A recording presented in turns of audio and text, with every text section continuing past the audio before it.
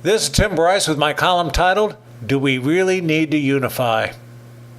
We call ourselves the United States of America, but it hardly seems that way anymore.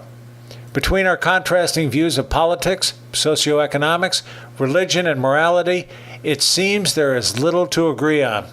The media claims the Republican Party is divided and that Donald Trump, as presumptive candidate, should take steps to unify the party, a party that tried to undermine his every step in the campaign.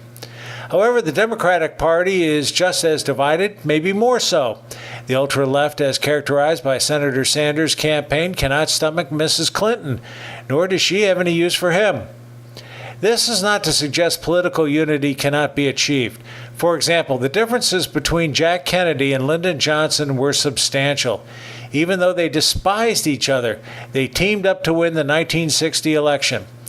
However, today it is less likely for such marriages to occur as the campaign language has become more venomous and the relationship between candidates more toxic. Going beyond party unity, let's consider this. No matter who wins the presidential election in November, half of the country will not accept the candidate and violence will likely ensue.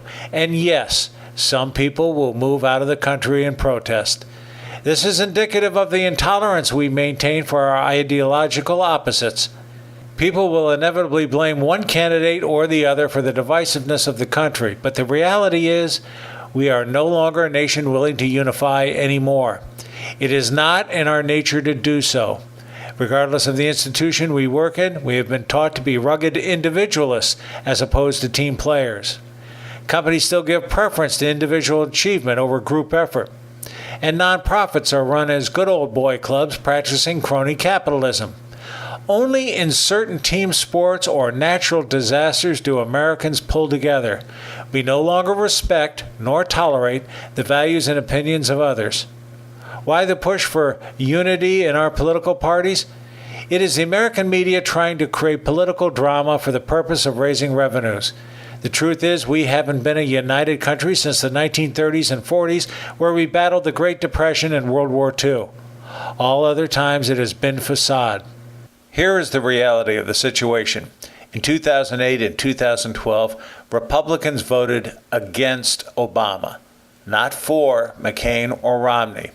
This is unity by default, not because we were willing to fall in line behind a candidate. So when Donald Trump says he can win the presidency without a unified Republican Party, he is probably right. Then again, the party has never really been truly united, nor the Democrats. Friends, keep the faith. This is Tim Bryce in Palm Harbor, Florida. Follow me on the internet at timbryce.com.